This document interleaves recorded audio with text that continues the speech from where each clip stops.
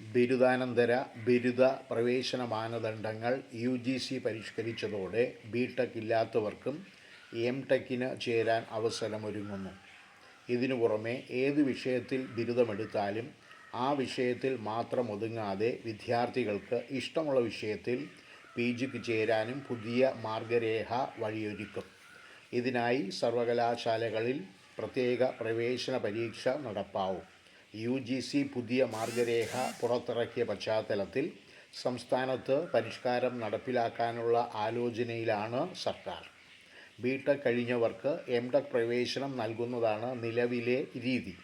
കൂടാതെ ഫിസിക്സും കെമിസ്ട്രിയും പോലെയുള്ള നിശ്ചിത വിഷയങ്ങളിൽ MSc ഉള്ളവർക്കും എംടെക്കിന് ചേരാം. ഇനി PG ചെയ്യാതെ തന്നെ വിദ്യാർത്ഥികൾക്ക് എംടെക്കിന് അവസരമൊരുങ്ങും.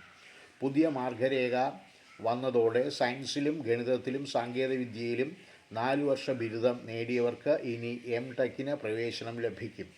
ഈ വിദ്യാർത്ഥികൾ അനുബന്ധ വിഷയത്തിൽ 4 വർഷ ബിരുദം നേടിയാൽ മതി എന്നാണ് വ്യവസ്ഥ. മേജർ വിഷയത്തിലെ മാർക്കിൻ്റെ അടിസ്ഥാനത്തിലാണ് നിലവിലെ PG പ്രവേശനം. ഇനി മൈനർ വിഷയങ്ങൾക്കും PG ചെയ്യാൻ അവസരമുള്ളതും മേജർ മൈനർ വിഷയങ്ങൾ പഠിക്കാത്തവർക്കും പ്രവേശനത്തിന് സ്വാതന്ത്ര്യമുള്ളതും പരിഗണിച്ച് മാർക്ക് നൽകാനുള്ള മാനദണ്ഡം പരിഷ്കരിക്കേണ്ടി വരും എന്നുള്ളതാണ് വസ്തുത.